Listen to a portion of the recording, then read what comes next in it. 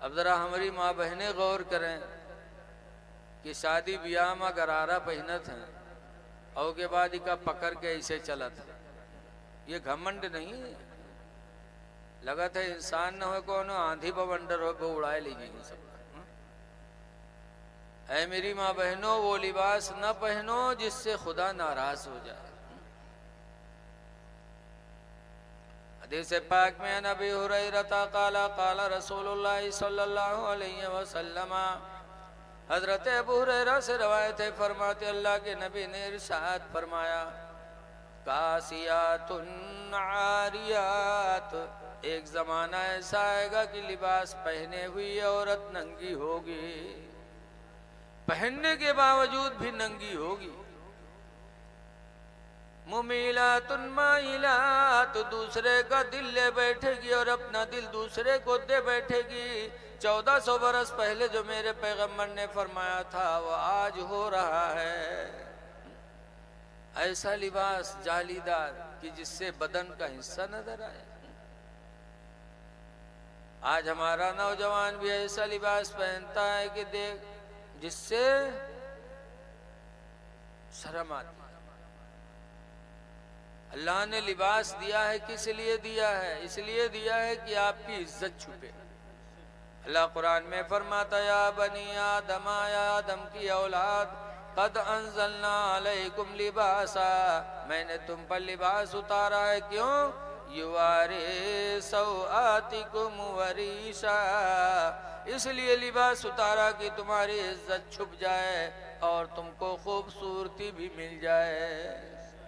दो मकसद से अल्लाह ने लिबास उतारा, तो इसलिए इज्जत छुपाना जरूरी है। बहुत सी हमारी माँ बहनें नकाब पहनेंगी, उसके बाद कमर में पट्टी बांधती, ये बहुत बड़ी बेहयाई है जो जायज नहीं है। नकाब किस लिए इजाद हुआ है? इसलिए इजाद हुआ ताकि तुम्हारे बदन की इज्जत की हिफाजत करे। और जब आपने पट्टी बांध लिया कस के कमर में, तो जो मकसद था लिबास का वो मकसद आपने ख़त्म कर दिया। बहरहाल मैंने कुरान की आयत पढ़ी थी, अल्लाह फरमाता है, अलम यजिद का यतीमन फआवा, ऐ महबूब अल्लाह ने आपको यतीम नहीं पाया तो आपको पनाह में ले लिया। हमारे आपके पैगंबर यतीम बन के पैदा हुए, लेकिन ऐसे यतीम जो पूरी दुनिया पर अल्हम्दुलिल्लाह छा गए। आज भी अगर कोई यतीम होता है बच्चा तो गम न करे, बल्कि ये सोच ले पैगंबर की सुन्नत अदा हो रही है। हजरत अब्दुल्ला सरकार के वालिद बहुत पैदा होने से पहले ही इंतकाल कर गए थे, और उनकी माँ आमना कुछ दिनों के बाद, शायद 6 महीने के थे कि इंतकाल कर गई। हुजूर यतीम हो गए। आज कोई बच्चा यतीम हो जाए तो यतीम बच्चे को सोचना चाहिए कि ये कोई नई बात नहीं, ये जिंदगी का मरहला मेरे नबी पे भी गुजर चुका है। इसलिए कोई यतीम हो हमारे तुम्हारे बीच में तो यतीमों के सर पे हाथ फेरो मोहब्बत से। हुजूर फरमाते, दुनिया में जो किसी यतीम के सर पे हाथ रख देगा मोहब्बत से, कयामत के दिन वो मुझसे इतना करीब होगा जैसे कि ऐसे सरकार ने फरमाया, वो सब बका बैना इस पे आई नहीं। सरकार ने अपने उंगलियों के दरमियान में तस्बीह फरमाई कि जैसे इन दोनों के बीच में कोई तीसरी चीज नहीं, ऐसे दुनिया में यतीम के सर पे हाथ रखने वाले को मेरा कुर्ब नसीब होगा। आगे अल्लाह फरमाता, वाइला फला तनहर, लेकिन मांगने वाले को दुत्कारो ना। अल्लाह ने मना फरमाया कि महबूब कोई मांगने आए तो दुत्कारो ना। पता चला कि अगर कोई गरीब आ रहा है, भीख मांग रहा है, तो उसको हड़काओ ना, जो हो सके दे दो, न हो सके तो मोहब्बत से माफी मांग लो। लेकिन दुत्कारना बहुत सख्त मना है। अल्लाह हो सके तो मांगने वाले को दो, इसलिए कि लिखा एक दोगे तो 10 मिलेगा, एक के बदले में अल्लाह 10 देता। ए लड़के, अरे मेरे भैया, या तो दूर चले जाओ भाई, बात कर लो, बस वैसे ही टाइम बहुत हो गया, कुर्सियां खाली हो गई, बस अब हम आए हैं तो कुछ न कुछ आपको कहना है। मौलाना ने कहा एक दोगे तो 10 पाओगे। तो एक आदमी सुनिस तो कहे सरे ये तो सबसे बड़ा धंधा यह है यार, अत्ता नफा तो कोनो धंधम न हो, एक देहो 10 वही हो। बैठा मौलाना साहब का 1 रुपया पकड़ाई दीस। अब घरे गवा कि अब भाई 10 के नोट मिली, और सुबह भय अब इंतजार करे लग 10 के नोट आवत हो कोई लंग से, नहीं शाम होगा नहीं पैस। तब फिर मौलवी पर खौरियान के अच्छा चूतिया बना के मौलवी ठग ली। कहत रहा एक देहो 10 पहियो, पूरा दिन गुजर गया, आप कहाँ मिली हो? कहे सवेरे मौलवी बतेबे, अच्छा ठग ली समका। सुबह होते होते उसका 25 हो गए। जब 25 हो गए तो खेतवा में भाग पैखाना करे, हुआ गवा तो देखी सत्ती बड़ी पर्स पड़ी, उसका खोली तो वहाँ 10 के नोट धरा रहा है। तब मौलवी पर और गुस्सा हुआ कि मौलवी मसला बताओते हैं तो पूरा नहीं बताओते हैं, अधूरा बताओ। आवा मौलवी से कहिस कि मौलवी सुनो, मसला बताओ करो, पूरा बताओ करो, अधूरा ना बताओ करो। कहीं कल तुम मसला बता रहे हो कि एक दे हो तो 10 भाई हो, कहीं बतावा तो रहा है, कहीं अधूरा मसला पूरा बताया करो कि एक दोगे 25 आएगी तो 10 पाओगे, तुमने 25 बताया ही नहीं। ऐसे ऐसे लाखेरा भी चले आते हैं मिला। ऐ लोगो, अल्लाह ने नबी से फरमाया मांगने वाले को दुत्कारो ना, इसलिए यतीम हो कोई तो भी मोहब्बत से उससे पेश आओ। कोई भिखारी आ जाए तो उसको भी अल्लाह की रजा के लिए दिया करो। रहम दिल बनो तो अल्लाह ताला आप पर रहम फरमाएगा। अब आप हजरात से गुजारिश है कि देखिए हम मुसलमान हो गए, और जब मुसलमान हुए तो हम पर इस्लाम का कानून नाफिज हो गया। अब हम कानून के खिलाफ नहीं कर सकते। तो कुरान का कानून है, इस्लाम लाने के बाद सबसे नंबर 1 पर मुसलमान पे नमाज फर्ज होती है। नमाज वो इबादत है कि मेरे नबी का जब इंतकाल होने लगा तो सरकार ने आखिरी वक्त वसीयत फरमाई थी, अस्सलातु व मा मलकत ऐमानुकुम, ऐ लोगों तुम पर नमाज का ख्याल रखना है और अपने मातहतों का ख्याल रखना है। नमाज कभी कदा नहीं होनी चाहिए। नबी करीम के ज़माने में एक सोलबा थे, मस्जिद नबवी में नमाज पढ़ने जाते और सबसे पहले निकलते, फजर में भी जोहर में भी सबसे पहले। लोगों ने शिकायत किया अल्लाह के रसूल सोलबा सबसे पहले भागते हैं। तो सरकार ने एक दिन सोलबा को रोका। रोकने के बाद फरमाया सोलबा तुम सबसे पहले क्यों भागते हो? तो ऐ मुसलमानों, जोखा गांव के लोगों सुनो, सोलबा का बयान है।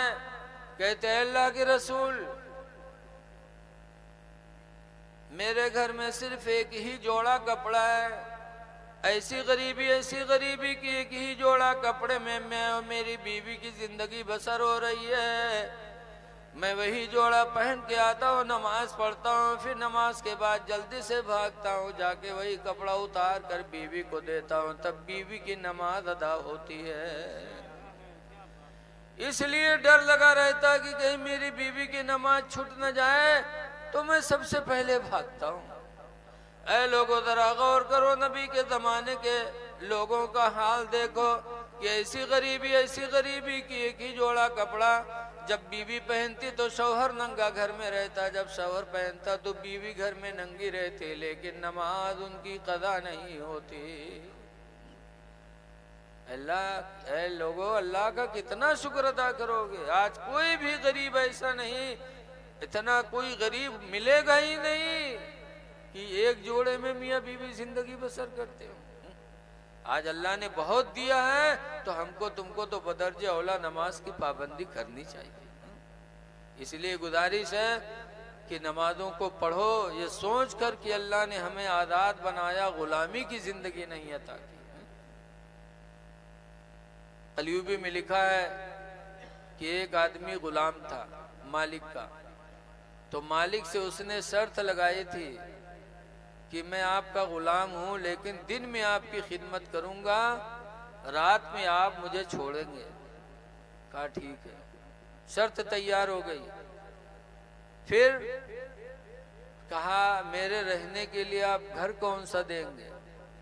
तो उस मालिक के कई कमरे बने हुए थे, कई घर इधर उधर। दिखाया तो पसंद नहीं आया। एक खड़हर घर पड़ा था टूटा फूटा। उस गुलाम ने कहा इसी में मुझे रहने के लिए इजाजत दीजिए। कहा ठीक। वो गुलाम दिन में अपने मालिक की खिदमत करता और जब रात होती तो उसे खड़हर घर में चला जाता। सुबह होती फिर मालिक के पास चला आता। दिन भर खिदमत करता, रात भर उस खड़हर घर में पड़ा रहता। एक दिन मालिक ने सोचा कि देखें ये रात में करता क्या है। तो मालिक गया।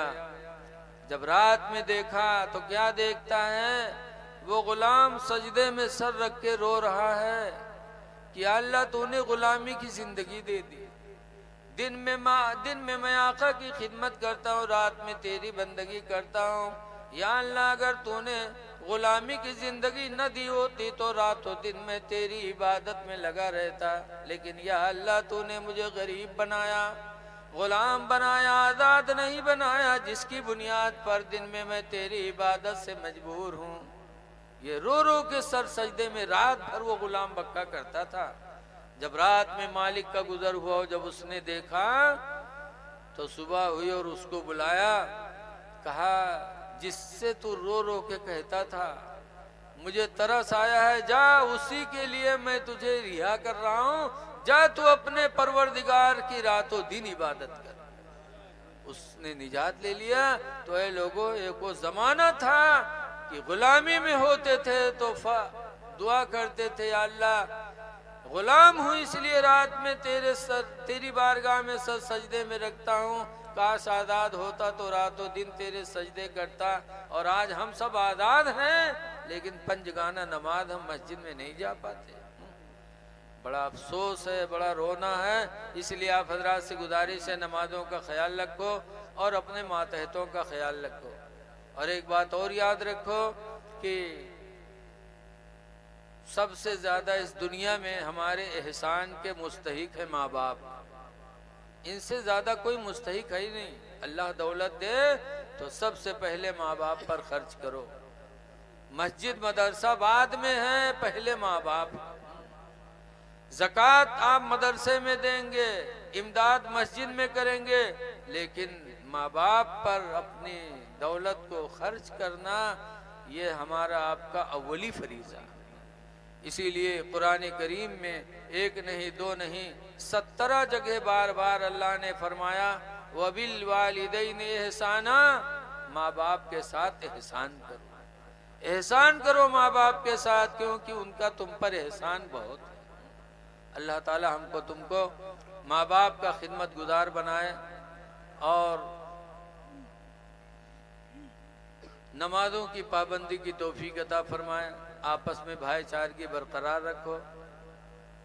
शिरीनी आ गई है, ठंडक काफ़ी है। अल्लाह ताला इन्हीं चंद बातों को कबूल कर ले और अल्लाह हमको आपको नेक बना दे, साफ बना दे। अस्सलाम वालेकुम। खड़े हो जाइए, सलातो सलाम।